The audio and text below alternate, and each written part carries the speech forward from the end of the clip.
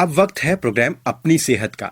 तो अपनी सेहत प्रोग्राम में आज हम बात कर रहे हैं कि हम एलर्जी की रोकथाम होम्योपैथी की पद्धति से किस तरह कर सकते हैं। इस प्रोग्राम में हमारे साथ हैं homeopathic consultant doctor AK Gupta और इनसे बात कर रहे हैं अपना रेडियो के सहयोगी राजेंद्र चुग।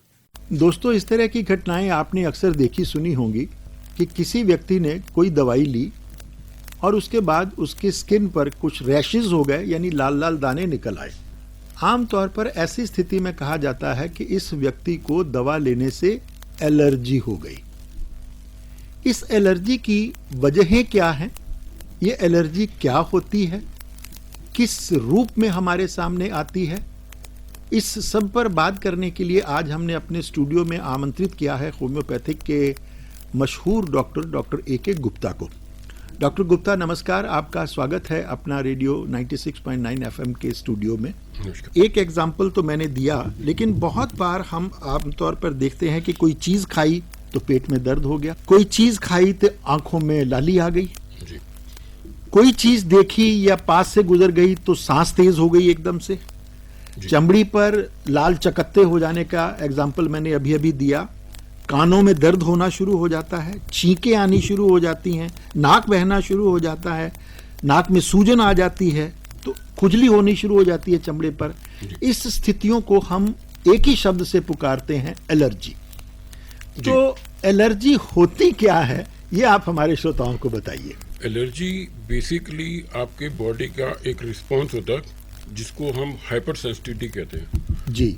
किसी भी व्यक्ति विशेष के किसी भी चीज के बारे में संवेदनशीलता कहते हैं या सेंसिटिविटी कहते हैं, उसकी बियॉन्ड नॉर्मल से ज़्यादा होना उसका दर्शाता है कि वो हाइपर सेंसिटिव है। और हाइपर सेंसिटिविटी उसकी होती है, इंटरनल भी हो सकती है, एक्सटर्नल भी हो सकती है। जैसे आपने अभी तक एग्जाम्पल बताई, ये सब उनके रिस्पॉन्सेज हैं कि बॉडी की उसकी कहाँ सेंसिटिविटी थी, तो उसका कौन सा बॉडी का हिस्सा या कौन सा अंग या कौन सा सिस्टम जो वीक है वो वहाँ पे उसका असर डालता है। एक ही व्यक्ति को एक ही टाइम पे एक के बजाय काफ़ी सारी चीज़ों से भी एलर्जी हो सकती है, जिसमें फूड भी हो सकता है, एनवायरनमेंट भी हो सकता है, और तो और आपका सिर्फ एटमॉस्फेरिक है, even that can also happen into the same person. बड़ी अनहोनी बात भी मानी जा सकती है कि एक ही माहौल में रहते हुए एक ही घर के 4 व्यक्ति अलग अलग रिस्पॉन्ड करते हैं। ये बात आपकी बिल्कुल सही है। इस तरह के एग्जाम्पल्स देखने को मिलते हैं कि पत्नी को तो परफ्यूम्स का शौक है, लेकिन पति को परफ्यूम से एलर्जी है। हाँ, तो अब फिर धीरे धीरे ये लगता है कि आदमी को और औरत से एलर्जी है, औरत को आदमी से एलर्जी ना होनी शुरू हो जाए, इसका हमेशा अंदेशा बना रहता है। तो ऐसे समय में अगर किसी भी दंपति को इस तरह की प्रॉब्लम है तो उनको अपना उपचार कर लेना चाहिए, रादर देन आपस की सुलझाई में और उलझाई में एलर्जी हो एक दूसरे के प्रति। आपकी बात को अगर मैं सरल तरीके से अपने श्रोताओं को समझाना चाहूं तो शायद वो इस तरह से समझाई जा सकती है कि हमारे शरीर में कुदरत का दिया हुआ एक इम्यून सिस्टम है जी, लेकिन वो इम्यून सिस्टम यानी किसी भी रोग से लड़ने की प्रतिरोधक प्रणाली जो हमारे शरीर में है जी, जब वो किसी सिस्टम में आकर या किसी पदार्थ के टच में आकर या किसी जानवर के संपर्क में आकर या किसी खुशबू के संपर्क में आकर रिएक्ट करती है तो वो एलर्जी कहलाती है। बिल्कुल सही कहा आपने। आपकी इम्यूनिटी को सरपास करती है कोई भी चीज, तब आपकी बॉडी में उसका रिस्पॉन्स आता है, और ये रिस्पॉन्स व्यक्तियों में अलग अलग रूप में देखा जा सकता है। किसी में उसको सांस के रूप में प्रॉब्लम आती है जिसको हम कहते हैं रेस्पिरेटरी एलर्जी, एक होती है स्किन एलर्जी, एक होती है डाइजेस्टिव एलर्जी, जिनके मतलब प्रतिरूप अलग अलग तरह के। आपने अक्सर देखा होगा कि इससे एक एलर्जी से एक चीज ऊपर और है जिसको हम कहते हैं इडियोसिंक्रेसी। बहुत सारे लोगों को नहीं पता होगा कि इडियोसिंक्रेसी क्या होती है। इडियोसिंक्रेसी क्या होती है, जैसे आप गुलाब का फूल है जी, सबको पसंद आता है, सबको किसी को देखने में भी अच्छा लगता है, सुगंध में भी अच्छा लगता है, पर एक व्यक्ति दूसरा ऐसा जो गुलाब का फूल देखता है, सूंघता है या कुछ और बेहोश हो जाता है। ओह, तो ये this is very very specific hyper sensitivity और allergic to one thing in particular, that is called idiosyncratic. वो एक व्यक्ति ऐसा है जिसकी कि हम कहते हैं immunity level beyond recognition for that particular thing is concern. Doctor साहब, आप इसको अगर क्लासिफाई करें, कैटेगराइज करें, श्रेणियों में बांटने की कोशिश करें तो कितने तरह की एलर्जी किस किस रूप में हमारे सामने आ सकती है? कुछ का जिक्र तो अभी आपने जैसे किया। मैंने आपको शुरू में बताया कि इसका एक्सप्रेशन अलग अलग हो सकती है, पर जो बेसिक चीज़ है वो एलर्जिक वही है, hyper sensitivity of the body. उसमें एक हिस्टामिन नाम का एक मटेरियल होता है जो पदार्थ निकलता है, उसके वजह से वहाँ पे इफेक्ट आता है। जो आपके चकते दिखते हैं जिसको हम छपाकी कहते हैं या पित्ती उछलना कहते हैं, या जिसमें बड़े बड़े धपड़ पर, मतलब पंजाबी में लोग धापड़ कहते हैं, तो वो आपने खारिश करी और वो दिन पर दिन बढ़ता जाता है और खूब उभर जाता है और बड़ी भयंकर खारिश होती है, भयंकर जलन होती है और अनटॉलरेबल होती है। और उसमें ठंडक का दिल करता है कि आदमी ठंडक से कुछ लगाए, या कई लोग तो एकदम सर्दियों में भी बर्फ का उपयोग करते हैं, तब जाके उनको आराम मिलता है। यहाँ पे एक चीज़ और देखने वाली है कि वही व्यक्ति जिसको हम अर्टिकेरिया, आम भाषा में अर्टिकेरिया कहते हैं उसको, किसी व्यक्ति को तो गर्म से आराम मिलता है और किसी को ठंडे से आराम मिलता है। या जैसे हम एलर्जी की बात करें, कॉमनली ये कहा जाता है कि जब उसमें से हीट निकल रही है तो उसको आप ठंडा लगाओ। पर यहाँ पे एक व्यक्ति ऐसा भी, मैंने आपको जैसे जिक्र करा कि इडियोसिंक्रेटिक का, वो है इंडिविजुअलाइजेशन का। इसका डायरेक्ट कनेक्शन है होम्योपैथी में, इसलिए इस बारे में बताना चाह रहा हूँ, क्योंकि अदरवाइज तो एक कॉमन सी बात होती है, आपको एलर्जी है आप एंटी एलर्जिक ले लो, किस वजह से किस चीज़ से उसे कोई लेना देना नहीं है। पर उससे फिर वो सिर्फ दबती है, क्योंकि आपने जो अपने केमिकल्स एंटी हिस्टामिनिक्स लिए हैं वो हिस्टामिन को दबाता है। That is all, it is not the curative process. जब हम क्यूरेटिव प्रोसेस की बात करते हैं, जैसे एक व्यक्ति को छपाकी ठंडे से आराम मिलता है, दूसरों को गर्म से। आपने देखा कई लोगों को कंबल ओढ़ के पूरा बिठा देते हैं गर्म में, तब उसकी छपाकी ठीक हो जाती है जी। और दूसरा व्यक्ति वो उसको सर्दियों में कपड़े उतार के कूलर या एसी चला के बर्फ लगाने पड़ता है, वो तब ठीक होता है। तो एलर्जी, पर एक ही एलर्जी दो व्यक्तियों में अलग अलग रूप से प्रदर्शित हो रही है। डॉक्टर साहब, कुछ चीजें तो आपने अभी बताई, जैसे एनवायरनमेंट की बात आपने की, जैसे आपने पति पत्नी का उदाहरण, एक उदाहरण हमारे सामने हाँ जी रखा। जी। तो क्या हालात के मुताबिक भी एलर्जी होती है? जी हाँ। या कि इसका कोई जेनेटिक कारण भी है? मैं बताता हूँ, ये लोगों को एक बहुत बड़ी भ्रांति या भ्रम है कि एलर्जी का सिर्फ कॉज फिजिकल होता है। फिजिकल कॉज तो होता ही है, but it can get triggered by mental and emotional aspects also. कोई ऐसा हालात पैदा हो जाते हैं जिसमें उसको सडनली कोई शॉक लगता है, तब उसकी एलर्जी उभर आती है। और यहाँ पे एक चीज़ और बड़ी इम्पोर्टेंट है कि आमतौर पे लोग कहते हैं मैं अभी तक तो ठीक खाता था, वो मैंने अभी तक वो यही खाना खाता, तब तो कुछ नहीं हुआ, आज ऐसा क्या हो गया? यही खाना मैं रोज खाता हूँ, यही खाना पिछले इतने सालों से खाता रहा हूँ। कोई नॉनवेज की बात कर लो या कोई वेजिटेरियन की बात कर लो या कोई सी फूड की बात करो, कहता हूँ हमेशा खाता हूँ, तो आज ऐसी कौन सी बात होगी वो? और नॉर्मली जब पेशेंट आते हैं तो हस्बैंड वाइफ होते हैं, वो हमें कहते हैं ये प्रॉब्लम हमेशा शादी के बाद ही शुरू हुई है। नहीं, सी फूड का आपने जिक्र किया, चाहे वो लेडीज हो चाहे वो जेंट्स हो, उनकी नॉर्मली एक it's a jokes apart, but this a fact. वो इसलिए होता है क्योंकि बॉडी के अंदर चेंजेस आते हैं। मैं उसी से कंसर्न बात कर रहा हूँ कि this happens because there are changes in the circumstances of the person when after they get married, whether it is a boy or it is a girl. लड़कियों में देखने को आता है कि जब से वो शादी करके जाती हैं, अपने दूसरे ससुराल जाती हैं, सबसे पहले उनको प्रॉब्लम शुरू होती है यूरिनरी इन्फेक्शन की या कॉन्स्टिपेशन की। ओके। वो उनका रहना सहना खान पान अलग होता है इस वजह से।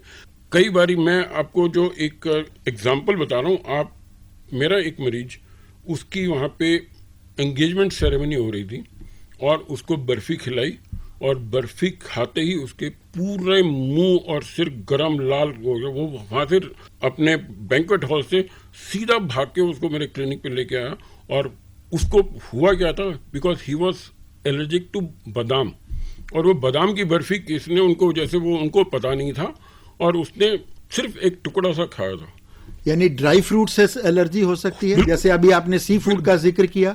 एलर्जी किसी भी चीज, दूध से बनी हुई चीजों से भी हो सकती है, बिल्कुल किसी भी चीज से हो सकती है। और आप जहां तक आप पूछ रहे हैं किस चीज से, मेरे को करीब 40 साल के एक्सपीरियंस में मैंने एक केस ऐसा देखा जिसको एंटी एलर्जिक से भी एलर्जिक थी। ओह।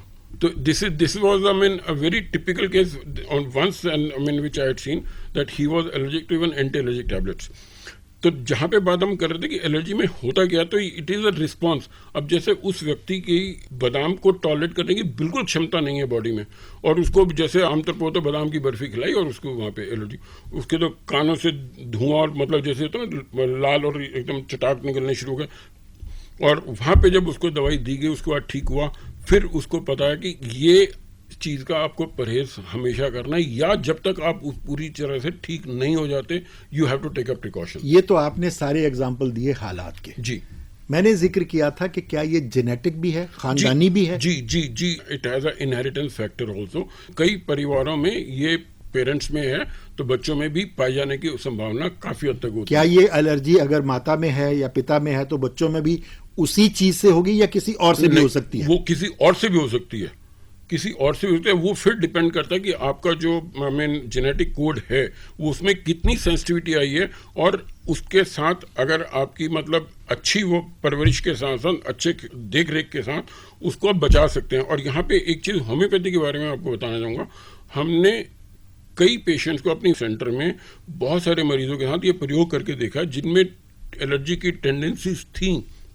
नॉन एलर्जिक फैमिलीज में उनकी वाइफ्स को या उनके बच्चों में या उनकी बहुओं को जब वो प्रेग्नेंट थी हमने उनको ट्रीटमेंट दिया, तो आगे आने वाली जितनी उनकी जनरेशन हुए उसमें उस चीज़ की वो एक्सटेंट नहीं दिखा, या कुछ पे तो बिल्कुल खत्म हो गया। So this is the best part about the homeopathy. It was not anti allergic. मैं यहाँ पे फिर अगेन बता रहा हूँ कि अभी तक नॉर्मली लोग क्या सोचते हैं, आपको एलर्जी है तो आप एंटी एलर्जिक ले लो, आपका काम खत्म। यहाँ पे ये सबसे इंपॉर्टेंट चीज़ है कि उस anti allergic is not a treatment, that is a suppressive measure for the time being. और उसके अलावा एलर्जी में एलर्जन का पता करना is also a herculean task. It is very very difficult to find out the actual allergen also. आमतौर पर clinics में या हॉस्पिटल्स में एलर्जी का टेस्ट करके ये पता लगाया जाता है कि मरीज को किस चीज से कैसी एलर्जी है। आप क्या करते हैं? ये सबसे पहले तो पेशेंट की ऑब्जर्वेशन को मानते हम यही कहते हैं कि बिकॉज पेशेंट ही उसमें बता सकता है कि पिछले 24 घंटे में उसने क्या खाया पिया, क्या किस माहौल में रहा। बिकॉज जो टेस्ट करते हैं, हम टेस्ट भी होते हैं बड़े लिमिटेड चीज़ों के। आप देवर पहले टेस्ट होते थे जिसको पैच टेस्ट कहते थे, करीब 200 के करीब पैच लगाए जाते थे शरीर पे और अलग अलग चीज़ के, और उसके बाद उसको देखा जाता, मॉनिटर कराया जाता था कि कहाँ पे रिदमा आया हुआ, थोड़ा सा रेडनेस आती थी। आज की डेट में ब्लड टेस्ट अवेलेबल है जिसको हम एक सिंपल सा टेस्ट इसमें वो करते हैं। ब्लड में कॉमन इओसिनोविल टेस्ट होता है जिसमें हम डीएलसी काउंट करते हैं, तो उसके अंदर एक इओसिनोविल काउंट का बड़ा होना, उसके बाद सीरम IgE लेवल टेस्ट करते हैं, उसका लेवल बड़ा होना, और उसके बाद टेस्ट होता है जिसके हम कहते हैं कॉम्प्रिहेंसिव एलर्जिक टेस्ट।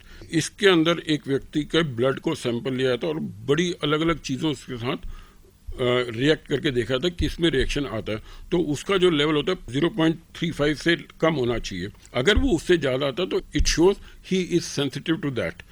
श्रोताओं को बताना चाहूँगा कि आम लोग जैसे हम बात कर रहे थे कि अभी तक तो मैं खाता था तब तक तो कुछ नहीं हुआ। यहाँ पे अगर मैंने सिर्फ एक मोटा एग्जांपल के तौर पे कहना चाहता हूँ कि अगर आपकी बॉडी की threshold tolerance power suppose up to 3 या 5 है, तो जहाँ पे आप सब कुछ बिलो 3 और 5 में खा पी रहे हैं तो चल गया, पर जहाँ पे जैसे आपको उस लेवल 3 या 5 से ऊपर गया तो जो चीज़ आप खा रहे थे तब तक सूट कर रही थी उससे भी आपको एलर्जी हो सकती है। तो बॉडी की वो थ्रेशोल्ड को पता करना ज़्यादा ज़रूरी है। और दूसरा कि इसके लिए एक और टेस्ट होता है कि ट्रायल एंड एरर वाला, कि आप पहले कुछ हफ्ता भर एक ही चीज़ खाएं, फिर देखें आपको जिस चीज़ से मतलब आपको अंदेशा है कि ये खाने से हो, तो उसको आपने टेस्ट करा तो उसका पता चला कि ये खाया कितना हुआ, नहीं हुआ तो आपने दूसरी चीज़ से रहे। क्योंकि अब हमारे यहाँ होता क्या है कि हम जब एक दिन में बहुत सारी चीज़ें खाते हैं, अलग अलग एनवायरनमेंट में रहते हैं, कपड़ों के बीच में आते हैं तो पहनते हैं, तो उन सब चीज़ों के भी इफ़ेक्ट आते हैं। और तो और आज की डेट में जो सबसे ज़्यादा देखने वाली मिल रही है वो डस्ट एलर्जी मिल रही है। हाउस डस्ट, डस्ट माइट, जिन घरों में पेट्स हैं उनके डेंडर, डॉग का, कैट का, पिजन्स का और बर्ड्स का। I am reminded of a very interesting case of mine कि मेरे एक पेशेंट को छोटा बच्चा था, उसको बारी बारी ब्रोंकाइटिस होता था, वो हर दूसरे तीसरे दिन उसको नेबुलाइज कराना पड़ता था और महीने में एक आध बारी उसको एडमिट होना पड़ता था हॉस्पिटल में। और वो तंग आके उन्होंने कहा कि डॉक्टर गुप्ता के पास या होम्योपैथिक ट्रीटमेंट ले लें। उसके बाद वो हमारे एक OVM से आए। हमने उनकी जब पूरी केस हिस्ट्री ली, उसके पता करा, फिर उसको मैंने कहा कि आपके घर के जिस एनवायरनमेंट में रहते हैं उस एनवायरनमेंट को थोड़ा सा देखा जाए कि कोई ऐसी चीज़ तो नहीं है कि जैसे स्टफ टॉय, तो कहते हैं हाँ स्टफ टॉय तो बहुत है, वो तो खेलता ही बच्चा है उससे, और जब वो खेलता है उसको कहते हैं, इस बात को उन्होंने कभी नोटिस में नहीं लाया। अगर आपके घर में स्टफ्ड टॉयज हैं या आपके घर में तोता पाला हुआ है या बिल्ली पाली हुई है या कुत्ता पाला हुआ है, उसकी स्किन और बालों से उड़ने वाली धूल भी जो है वो एलर्जी कर सकती है। करती है, हर एक में नहीं, बट कर सकती है जी। In certain cases. बच्चे को बताया कि हम उसको बेस्ट इलाज ट्रीटमेंट कर रहे हैं के बावजूद उनकी प्रॉब्लम हो रही थी। हमने ट्रीटमेंट करा, साथ साथ प्रिकॉशन लेनी शुरू करी, and within no time the child became all right. और उस टाइम के बाद जब हमने उसको डीप एक्टिंग कॉन्स्टिट्यूशनल मेडिसिन दी, आज वही बच्चा स्टफ टॉय के साथ खेलता है, उसे कोई प्रॉब्लम नहीं है। अच्छा, एक चीज़ हमारे श्रोताओं की जानकारी के लिए बताएं कि ये जो आपने एलर्जी का टेस्ट बताया जी, क्या होम्योपैथी के डॉक्टर्स, आयुर्वेद के हकीम या वैद्य और एलोपैथी के डॉक्टर्स एक ही तरीके से एलर्जी का टेस्ट करते हैं? चुक साहब, यहाँ पे ये एक चीज़ आपने पूछी बहुत अच्छी और इम्पॉर्टेंट है कि जो टेस्ट का रोल है वो कोई एलोपैथिक, होम्योपैथिक और आयुर्वेदिक नहीं है, वो एक अलग ब्रांच है, दैट इज पैथोलॉजी जी। उसका टेस्ट, आपका टेस्ट होम्योपैथिक हो रहा है या एलोपैथिक हो रहा है, वो नहीं होता। टेस्ट तो आपकी बॉडी का हो रहा है, उसको कौन यूज कर रहा है, वो होम्योपैथ है या वो एलोपैथ है। आमतौर पर ये टेस्ट कहाँ कहाँ होता है? क्या ये बहुत कीमती है या मुफ्त होता है? नहीं, मुफ्त तो कहीं पे नहीं होता ये, बाकी जहाँ पे चैरिटेबल है वहाँ पे हो सकता है। बाकी जो रूटीन टेस्ट हैं वो उसमें TLC DLC वाले में, DLC में ये मैंने बताया यूसिनोफिल काउंट बड़ा होता है। उसके बाद सीरम IgE का टेस्ट है, वो भी महंगा है, पर जो स्पेसिफिक कंप्लीट कॉम्प्रिहेंसिव टेस्ट है दैट इज क्वाइट एक्सपेंसिव। वो कम से कम 5-6 हज़ार से लेके 8-10-25 हज़ार तक का वो डिपेंड करता है कि आपकी कौन कौन सी चीज़ें हैं जिनके अगेंस्ट टेस्ट होना है। मैं 1 मिनट के लिए आपको थोड़ा सा पीछे ले जाना चाहता हूं, जहां आपने जिक्र किया था कि आमतौर पर शादीशुदा लड़कियों में कुछ प्रॉब्लम्स हो जाती हैं शादी के एकदम बाद जी। लेकिन एलर्जी का जहां तक मामला है, ऐसा देखने में आया है कि कई बार पहली प्रेगनेंसी के दौरान लड़कियों को एलर्जी की शिकायत रहती है। तो क्या आपको लगता है कि प्रेगनेंसी कंफर्म होते ही लड़कियों को इस बारे में जांच करवा लेनी चाहिए कि उन्हें या उनके गर्भ में पलने वाले बच्चों को किसी तरीके से एलर्जी तो नहीं होगी या हो सकती है? मैं ये तो नहीं कहूँगा कि उसको हर प्रेग्नेंट लेडी को अपनी जाके जांच करानी चाहिए एलर्जी की। हाँ, पर जैसे ही उनको कोई सिम्टम आता है उसको इग्नोर नहीं करना चाहिए। उसको इग्नोर ना करके उसको मॉडिफाई करें और इन्वेस्टिगेट करें, क्योंकि ऐसा देखने में आया कि अगर आप बच्चे को जहाँ पे भ्रूण में धारण करा हुआ है उस लेडी को कोई प्रॉब्लम थी, तो होने वाले बच्चे में वो प्रॉब्लम होने की संभावना ज़्यादा। जैसे किसी को एक्जिमा था या किसी को एस्थमेटिक अटैक था, तो ये चीज़ें आपने पहले एस्थमा का वो लेते रहे तो आपने दवाइयाँ ले लेके उसको दबा के रखा, तो वो जो दबता रहा वहाँ पे तो सांस की बीमारी तो ठीक हो गई पर वो स्किन में निकलनी शुरू हो गई। फिर जब आपने स्किन में लेना शुरू करा तो वो स्किन पे आप ऑइंटमेंट लगाते रहे, उसको दबाते रहे, तो जब स्किन का ठीक हुआ तो सांस का शुरू हो गया। तो ये ऑल्टरनेट भी करता है और ये बहुत इसका हमने रिलेशनशिप देखी है स्किन एंड रेस्पिरेटरी की, स्किन एंड गैस्ट्रिक की, स्किन एंड मस्कुलोस्केलेटल सिस्टम की भी। उसमें एक चीज़ को अगर आप दबाते हैं तो वो दूसरी उस जगह पे उभर के आती है, बिकॉज जो बॉडी की टेंडेंसी है ये भी एक जो एलर्जी का रिस्पॉन्स है, बॉडी को वो दिखाता है कि समथिंग इज गोइंग रॉन्ग, तो हमें उस चीज़ को समझना है और उस चीज़ को ट्रीट करना है। इसका थोड़ा सा जिक्र आप पहले भी कर चुके हैं जी। और आमतौर पर यह देखने में आया है कि डॉक्टर भी कई बार अपनी प्रिस्क्रिप्शन में कोई ना कोई एंटी एलर्जिक दवा तो लिख ही देते हैं, चाहे आपको मामूली था खांसी जुकाम हो। लेकिन हम भारतीयों में एक आदत ये भी है कि किसी भी केमिस्ट के पास जाते हैं, ओवर द काउंटर कुछ भी दवाई मांग लेते हैं और उससे कहते हैं कि कोई एंटी एलर्जी गोली दे दो, और वो कोई ना कोई गोली आपको पकड़ा देगा जिसको खाकर चाहे आपका खांसी जुकाम ही क्यों ना हो, आपको नींद आएगी या आपको थोड़ा सा सोने का मन करेगा, ड्राउजीनेस आएगी वगैरह वगैरह, और आप कोई भी दवाई खा लेते हैं। आप ऐसे लोगों को कोई सलाह देना चाहेंगे? डेफिनेटली मैं ये कहूँगा कि आप जो ओवर द काउंटर मिलने वाली दवाइयाँ हैं और सेल्फ प्रिस्क्रिप्शन और सेल्फ ट्रीटमेंट नहीं करना चाहिए। आप जैसे हम एंटी एलर्जी की बात कर रहे हैं, इसमें एंटी एलर्जी की प्रॉप सिचुएशन में एनाफाइलैक्टिक शॉक तक की कंडीशन आ सकती है, which can be very dangerous and it can be in certain situation it can be fatal also. So it should be known कि आपने एलर्जी की कोई दवाइयाँ खा रहे हैं, जैसे आप कोई भी वहाँ पे पता है मेरे को ये दवाई सूट करती है, तो आपने अपने अड़ोसी पड़ोसी या आपका यार दोस्त को तो शिकायत हुई, तू यार ये खा ले, 2-3 गोलियों के नाम तो सब लोगों को पता है, और वो उसको ये नहीं पता कि उसको बॉडी को वो टॉलरेट करेगा नहीं करेगा। उसने तो अपने अच्छे व्यवहार में दी उसको इन अ गुड फेथ, और दूसरे बंदे ने लिया और उसको प्रॉब्लम हो गई, and because he was highly sensitive to that. Doctor A K. Gupta, आप मुझे ये बताएं, होम्योपैथी में जी एलर्जी का क्या सिद्धांत है, क्या उसकी व्याख्या है, और आप होम्योपैथी में इसका उपचार कैसे करते हैं? व्याख्या और जहां तक एलर्जी, वो तो होम्योपैथी आयुर्वेदिक सबकी सेम है, पर उपचार में फर्क बहुत है, क्योंकि होम्योपैथी में हम किसी भी चीज को एंटी के नाम से दवाई देते ही नहीं है। सबसे पहला जो फर्क है वो ये कि अब जैसे anti allergic, we do not give any anti allergic medicine. जैसे हमने पिछली बारी बात करा कि हम उसमें A- वाली बात करें तो हम सिमिलैरिटी देते हैं, जिससे बॉडी की रेजिस्टेंस बिल्डअप होती है। आज की डेट में जो इनके पुराने एलर्जिक फिनोमिनस वो दिए थे, इंजेक्शन दिए जाते थे एंटी एलर्जिक के, वो भी इसी बेस दिए जाते थे कि जिन चीज़ों से एलर्जी है उन्हीं चीज़ों से वैक्सीन प्रिपेयर की जाती थी। That again comes with the principle of homeopathy, means similar. जी जी जी। हाँ, तो उसको ही वो आप एंटीबॉडी एंटीजन के रूप में लेते हैं। तो वो जैसे वो बताया कि एग्जाम्पल दिया था कि छपाकी बड़ी भयंकर छपाकी हुई है, और एक को तो आराम मिल रहा है ठंडे पानी से, दूसरे को आराम मिल रहा है कंबल से। तो वहां पे होम्योपैथी की दवाई बिल्कुल दोनों में बदल जाएगी। Okay, because that is an individuality.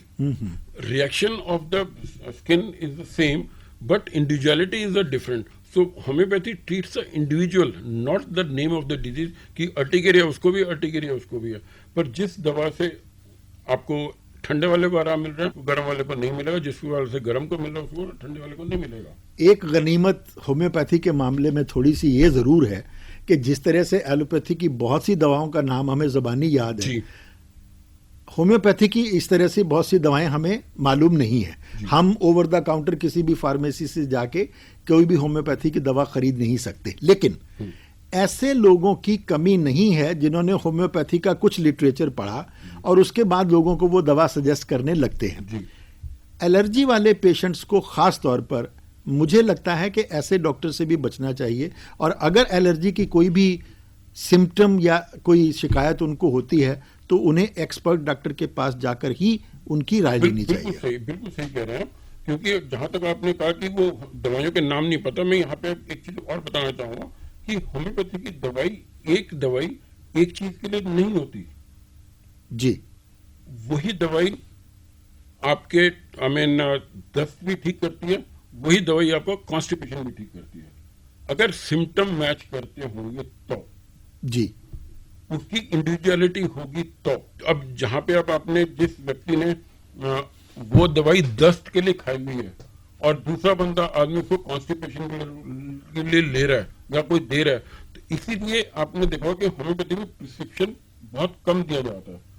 उसका कारण ये नहीं कि हम छुपाना चाहते हैं, उसका कारण ये है कि उसका मिसयूज होता है। और ये हमने बहुत बारी देखा लोगों को, जैसे हमने ये दवाई दी, उसको नक्स वोमिका के लक्षण थे, तो नक्स वोमिका का टिपिकल कैरेक्टर था, उसका टिपिकल पर्सनालिटी नक्स वोमिका, तो वो ठीक हुआ, और उसको लूज मोशन थे। और दूसरा व्यक्ति था, उसको वहां पे लिख के किसी उसके डॉक्टर ने नक्स वोमिका लिख के दी, वो कहता तेरे को क्या कहता, मेरे को तो कॉन्स्टिपेशन है, तो कहता तेरी तो दवाई गलत है, ये तो दस्त की दवाई होती है। यहाँ पे ये सबसे बड़ा जो वो डिफरेंस है, बहुत ज़्यादा एजुकेट करने की ज़रूरत है।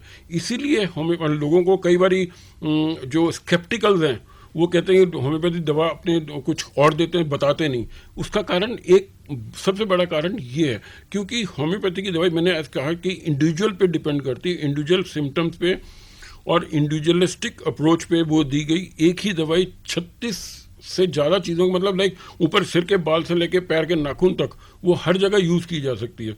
अब वो जिसको एक चीज़ के लिए दी गई तो वो सिर्फ वही सोचता है मेरा कोल्ड इससे ठीक हुआ, तो कोल्ड की दवाई है, जबकि वो कोल्ड की दवाई नहीं, वो दवाई उस व्यक्ति की उस समय की सिचुएशन के लिए थी। जी जी।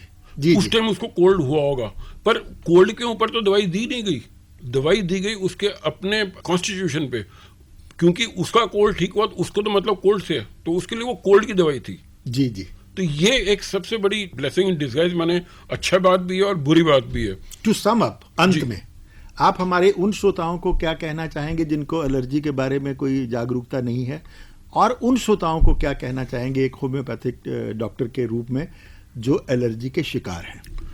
सबसे पहले तो मैं ये कहना चाहूँगा, जिसको एलर्जी होती है तो उसको हल्के में ना लें, क्योंकि कई बार होता है कि आप वो सोचते हैं चलो ठीक है खारिश हुई अपने वो हो गया, पर बाद में धीरे धीरे वो चीज़ होती जाती है, तो it becomes a chronic problem, उसमें ज़्यादा दिक्कत होती है और उसको ठीक करने में भी थोड़ी सबसे ज़्यादा इम्पोर्टेंट है कि आप उसमें थोड़ा सा अगर आप जागरूक हैं, अपने अवेयर रहें कि आपने क्या खाया क्या पिया क्या। मैं यहाँ पे एक चीज़ और बताना चाहूँगा कि शायद हम इसकी जो दो बेसिक फैक्टर हैं, इंट्रिंसिक और एक्सट्रिंसिक।